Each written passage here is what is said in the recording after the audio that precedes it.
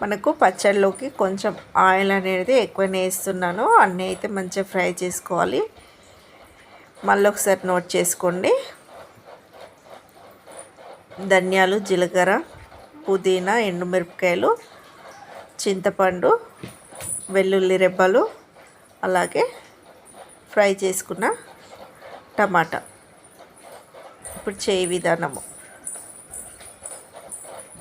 ముందుగా mixie jar తీసుకొని ధనియాలు, జీలకర్ర వేయించుకున్నాం కదా, అది మిక్సీ జార్లో వేసుకొని 7-8 వెల్లుల్లి రెబ్బలు, అలాగే ఎండుమిరపకాయలు, చింతపండు, నానబెట్టుకున్న చింతపండు వేసుకొని రుచికి సరిపడా ఉప్పు వేసుకోవాలండి. ఉప్పు వేసుకొని మిక్సీకి అయితే పట్టుకోవాలి. ఇలా కొంచెం బరకగా మిక్సీకి అయితే పట్టుకున్నాక ఇందులోకి టమాటా, అలాగే ఫ్రై చేసుకున్న టమాటాని కూడా